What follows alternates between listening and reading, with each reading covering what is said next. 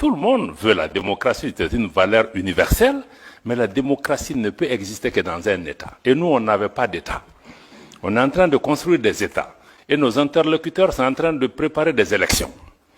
Donc on ne peut pas se comprendre. Donc je pense que ça nous a amené dans un différend extrêmement profond avec le reste de la région. Et des sanctions ont été imposées à nos pays. Ce qui me semble aussi normal, il ne faut pas qu'on pense que ce n'est pas normal. La CEDEAO a ses règles, nous en étions membres, nous avons accepté ces règles, mais la plupart de ces règles, c'est la suspension de nos organisations quand il y a des changements dits anticonstitutionnels. Mais il y a eu des sanctions économiques et financières qui ont été imposées à ces pays sans aucune base légale. Il n'y a aucun traité, aucun texte de la CEDEAO qui est prévu qu'on puisse fermer les frontières. Jusqu'à demain. J'espère que des juristes pourront nous donner la réponse. On a utilisé l'Union économique et monétaire pour fermer nos banques centrales, pour fermer nos comptes bancaires des États, pour affamer les populations. Dans le cas du Niger, même les médicaments n'étaient pas autorisés. Pourtant, l'article 4 du statut de la Banque centrale indique que la banque ne peut recevoir d'injonction d'aucun autre organe, fût-il l'organe des chefs d'État. Mais ça a été fait. Bon, je pense que ça a été des erreurs qui ont, de mon point de vue, touché à l'ADN même de l'organisation. Parce qu'une organisation qui est faite pour intégrer, si elle commence à désintégrer, elle attaque son ADN. Et ça crée un fossé entre nous. On a essayé d'expliquer à nos amis de la CEDEAO, la suspension ne veut pas dire ostracisme et exclusion. Je suis heureux que ma sœur Barbosa est ici, elle était ministre des Affaires étrangères de la Guinée-Bissau. La dernière discussion qu'on a eue avec la CEDEAO, c'était justement à Addis Abeba, si je ne me trompe pas, en janvier ou février 2023. On a eu un échange avec elle. Elle était présidente du Conseil des ministres de la CEDEAO. On dit, si vous ne faites pas attention avec la politique des sanctions, on va aller vers une cassure. Parce que même si on est suspendu, il y a un minimum d'engagement. On dit, il faut là que l'engagement reste sur 3 questions. 1. Si vous discutez des questions qui touchent à nos pays, appelez-nous au moins pour 15 minutes. Écoutez-nous, on quitte la salle. 2. Si vous discutez des questions de sécurité, ça ne peut pas se faire sans le Mali, sans le Burkina. À l'époque, j'étais avec, on était 3, ministre des Affaires étrangères, le Burkina, le Mali et la Guinée à l'époque. Et le 3e élément, on a dit, s'il y a des questions humanitaires, ça ne peut pas se faire sans nous. Et on nous a dit, mais pourquoi on a demandé ça? On a même accru les sanctions, on a ajouté les ministres des Affaires étrangères et même les chefs d'État. Ça nous a mené à la cassure. Et à partir de ce moment, nous, on a dit, bon, puisque nos chefs d'État sont sanctionnés, les ministres des Affaires étrangères sont sanctionnés, vous avez fermé la porte du dialogue. Donc, vous n'allez plus pouvoir aussi venir dans nos pays, sinon on ne peut pas aller chez vous. Je pense que ce sont ces erreurs accumulées qui nous ont amenés jusqu'à ce que, maintenant, il y a eu le coup d'État au Niger, et la CEDEAO a décidé de faire une intervention militaire. Vous savez que quand on est dans une union, ça veut dire qu'il y a même un pacte de non-agression. On ne peut pas se lever. Bon, c'est vrai, même si un chef d'État est renversé, se lever un matin pour dire qu'on va attaquer un pays, pour la CEDEAO qui, depuis 20 ans, a une force en attente qui est toujours en attente. Ça veut dire, en réalité, ce sont des acteurs extérieurs à la région qui dictent leur volonté à la CEDEAO. Je suis désolé de dire, même l'Union européenne a soutenu cette décision de la CEDEAO d'attaquer un pays souverain qui lutte depuis 10 ans contre le terrorisme. Ces frontières sont fermées. Quand vous attaquez le Niger, mais vous attaquez une armée, mais vous libérez les terroristes. Ils vont aller où? Au Mali, au Burkina, partout. Donc, à partir de ce moment, on s'est dit que cette organisation commence à être dangereuse pour nous. Non seulement on punit nos populations, mais le fait d'être membre peut même t'amener à ce qu'on attaque le pays.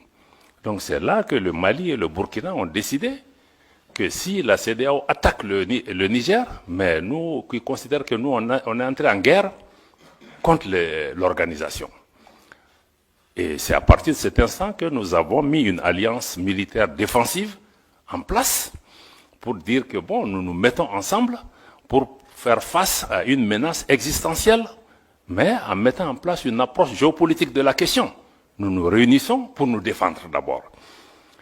Mais en faisant ça aussi, on s'est dit, bon, c'est pas seulement une alliance, et je pense que c'est notre réponse qui a d'ailleurs dissuadé. En définitive, les gens ont commencé à comprendre que, bon, Niamey, ça ne sera pas une promenade de santé. On va faire face à 3 armées qui sont en guerre depuis 10 ans. Bon, donc, je pense que ça nous a amené à ça, et on s'est dit, bon, On va aller au-delà de l'alliance militaire pour créer, le 16 septembre 2023, donc on a créé l'alliance des États du Sahel sur la base de la charte du Liptako-Gourma. Mais on est en train de travailler maintenant pour aller beaucoup plus loin que ça. Pourquoi on veut aller beaucoup plus loin que ça? Ça, c'est la partie, on était dans la partie contre, comme tu as dit, c'est créer contre, mais ça, c'est juste expliquer le contexte.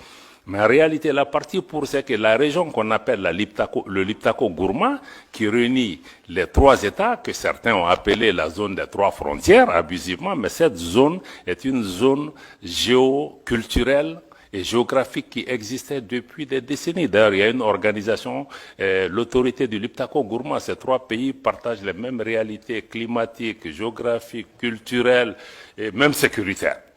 Donc on a décidé de mettre en place une communauté qui puisse nous aider, à assurer la sécurité, à lutter contre le terrorisme, parce qu'on lutte contre le terrorisme dans cet espace depuis longtemps, mais on ne pouvait pas le faire ensemble. Maintenant, on va le faire ensemble. Et contre tous les autres facteurs d'insécurité, le deuxième pilier, c'est de travailler à mettre en place une intégration économique poussée, parce qu'il y avait déjà un espace économique et géoculturel qui était là pour pouvoir travailler, pour renforcer la libre circulation dans nos pays, avoir des projets intégrateurs dans le domaine de l'énergie, dans le domaine des transports, dans le domaine des infrastructures. Bon, parce que nos pays sont physiquement aussi liés par beaucoup de réalités qu'on peut, et ces pays regorgent aussi des ressources minières, minéralogiques, de toutes sortes. Ne serait-ce que si on prend les ressources souterraines de cette région, c'est énorme. Personne ne voit le Sahel en tant que source d'approvisionnement de l'Afrique et du monde en ressources en eau.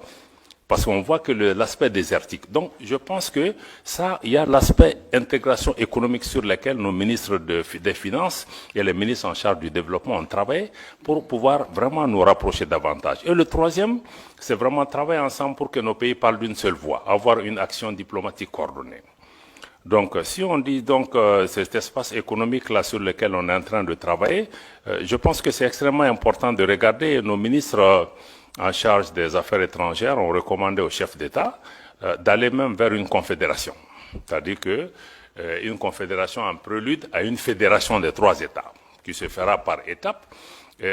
Pourquoi nous proposons ça? Parce que nous, nos pays, je dois le répéter, la première réponse était peut-être contre quelque chose, mais quand on a commencé à exister, beaucoup ont dit, même la CEDEAO, les premières réactions, quand on a signé la charte du Liptako-Gourma, c'est-à-dire que ces pays veulent casser la région.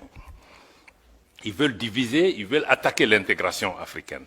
Mais le Mali, le Burkina, quand vous regardez nos leaders historiques de Modibo Keïta au Thomas Sankara jusqu'à aujourd'hui, mais ces pays restent fondamentalement engagés pour l'intégration africaine. L'article 180 de la dernière constitution du Mali, adoptée l'année dernière, réitère l'attachement du Mali à abandonner tout ou partie de sa souveraineté pour réaliser l'intégration du Mali, de l'Afrique, avec tout État africain. Donc pour nous, notre engagement pour l'intégration et l'unité et l'idéal panafricain reste intact, mais nous trouvons que certaines de ces organisations, de notre point de vue, en tout cas, n'incarnent plus cet idéal. Et que nous, il nous faut, à travers l'Alliance des États du Sahel, proposer une alternative. D'avoir une organisation, qui ne soit pas pilotée par l'extérieur, une organisation qui ne devienne pas un danger pour ses membres, pour ses populations. Comment on peut travailler à rapprocher nos populations en mettant en place une autre façon de faire. Je pense que c'est là où il me semble être important que vous compreniez, qu'on soit pour la CEDEAO, pour l'UEMOA ou comprenez qu'avec l'AES, il y a une nouvelle donne géopolitique qui est là. Que vous l'aimez, que vous ne l'aimiez pas, peu importe. 2. Pour nous, le sort de nos pays ne va pas se décider à Bruxelles, à Paris, à Washington ou à Londres. Ça se décidera à Bamako, à Ouagadougou, à Niamey, etc. Donc cette réalité géopolitique est là, il faut la suivre, il faut regarder ce qui est en train de se passer. Bon, naturellement, nous partageons le même espace que la CEDEAO, l'UEMOA, d'autres pays qui sont des pays voisins, des pays frères. On est des peuples frères avec le Bénin, nos pays, mais on vit ensemble, on va partager cet espace. Donc, il va falloir qu'on discute des modalités de vivre en commun. Et je pense qu'il faut le dialogue. Je pense qu'Emmanuela a insisté sur ça. Il faut le dialogue. À mon avis, le dialogue est important. C'est ce que nous-mêmes nous avions demandé avant d'être sanctionnés. Donc, on ne peut pas être... On est ici... C'est la première sortie pour nous, États membres de l'AES, en dehors de l'Afrique. Donc ça veut dire que nous sommes prêts, sinon on aurait pu vous dire que venez parler en Afrique avec nous. Mais si on est venu, c'est qu'on est ouvert, on veut que vous lisez la dynamique de l'AES à travers nous et non à travers des personnes qui sont mandatées ou qui ne sont même pas mandatées, qui analysent notre région, qui parlent en notre nom. C'est pourquoi on est là. Donc c'est vraiment dommage parce que moi je crois que beaucoup refusent le dialogue. Je me réjouis qu'Emmanuela et d'autres continuent vraiment à travailler sur ça. On est très peiné de voir que même des responsables européens, certains disent on ne va pas parler avec eux, même africains, certains disent oh, on ne va pas faire de photos avec eux. Mais on dit mais ça nous fait quoi que vous preniez des photos avec nous? Mais ça ne va pas changer. Nous, on se bat pour le devenir de nos populations. On voit les gens qui meurent, moi une photo avec tel ou tel, ce n'est pas ce qui importe pour nous. Donc certains vont jusque-là, des pays voisins. Personne, je dis aux gens, personne ne va nous faire déménager de cette région. Que tu prennes la photo avec moi ou pas, mais on sera là. Tu seras là, je serai là. Donc moi je pense que ça c'est important. J'apprends aussi que même des responsables européens disent à leurs gens, non, non, non, il ne faut pas que vous soyez vus avec eux, il ne faut pas que... Mais je crois que c'est de l'enfantillage, parce qu'en réalité, nous on n'a pas de problème personnel avec quelqu'un. On a des différents politiques. On peut parler pour trouver des solutions. Mais vraiment, nous, on n'a pas... Je pense qu'il faut que nos dirigeants s'élèvent à la hauteur de leurs tâches et de leur mission et non être dans des épiphénomènes de faire des photos ou de gérer des mains des gens. Moi, si c'est l'intérêt du pays, même avec le diable, je vais dealer. Voilà, donc quand c'est nécessaire. Donc je pense que ça me semble être... ça me semble être important. Voilà, donc du point de vue de l'AES, je vois que c'est ce qu'il faut que vous compreniez. Il y a une dynamique qui est en cours. La CEDEAO va continuer son parcours. On va se parler. On va identifier des moyens de coexistence pacifique. Surtout, ce qui est important, c'est comment travailler pour pouvoir préserver l'intérêt de nos populations qui vivent dans ce pays. Des pays qui ont toujours été fraternels. Je vous dis que nos populations sont en avance sur nous. Tous les problèmes que vous voyez dans la région, c'est entre les dirigeants. Hein? Ce n'est pas entre les peuples. Moi, je vais dans tous ces pays où les dirigeants ne veulent pas nous parler, mais les peuples sont chaleureux avec nous. Donc les populations n'ont pas de problème, il faut que les dirigeants suivent leur population. Voilà, donc pour moi, vraiment, c'est ça. Je vais peut-être laisser le reste pour qu'on vienne vraiment à des questions majeures, mais aujourd'hui, l'AES se bat pour ça. Pour une gouvernance, améliorer une gouvernance qui réponde aux préoccupations de nos populations. Préoccupation numéro 1, sécuritaire. Sécuritaire pour reprendre en main nos États. Et ensuite créer des modèles de gouvernance qui peuvent... Mais il faut une économie, il faut une transformation structurelle de nos économies pour que nos économies profitent à nos populations. Parce que toutes ces richesses qui sont là, nous, au État de l'AES, nous voulons désormais discuter différemment avec ces États, parce que les anciennes puissances coloniales ou d'autres, il y avait des donnes qui étaient là. Nous, on n'est plus dans ça. On veut rabattre les cartes pour regarder. On veut naturellement que les partenaires qui viennent gagnent, mais qu'en priorité, nos populations gagnent. Et on sait que les ressources sur lesquelles on est assise nous permettent de discuter d'abord pour que ça bénéficie à nos populations. Si d'autres partenaires en bénéficient aussi, c'est tant mieux. Donc nous sommes dans cette ouverture, réaffirmer notre souveraineté, y compris la souveraineté économique, le contrôle de nos matières premières, qu'on puisse discuter les choses par rapport à ça. Et sur le plan global, nous voulons travailler au niveau pour un monde multipolaire. Un monde où ce n'est pas un club de 2, 3, 4 pays qui contrôlent le monde, mais que les forces politiques, économiques, sociales qui sont apparues dans le monde, que chaque voix compte, qu'il y ait plus d'équité, que la politique de 2 poids, 2 mesures, ça cesse. Qu'on cesse aussi d'instrumentaliser les Africains les uns contre les autres, parce que moi je trouve que même notre différend avec la CEDEAO, c'est d'autres qui nous distraient. On n'en a pas besoin. Donc je vais vraiment attendre les questions pour pouvoir vous revenir, pour dire qu'encore une fois, si l'AES a été créé dans un contexte pour réagir à quelque chose, aujourd'hui nous sommes dans une dynamique de construction d'une intégration régionale, d'une autre approche à cette intégration régionale, une intégration qui, de notre point de vue, doit être une véritable intégration des peuples et non une intégration d'État ou de chefs d'État. Voilà, c'est vraiment la dynamique que nous partageons avec le Burkina et le Niger. Et aujourd'hui, sur le plan de la sécurité, nous travaillons, il y a des résultats probants sur le terrain. Le Mali, aujourd'hui, après 10 ans de présence étrangère, a aujourd'hui le contrôle de l'ensemble de son territoire national. Et la reprise de Kidal, il y a quelques mois, est un exemple concret.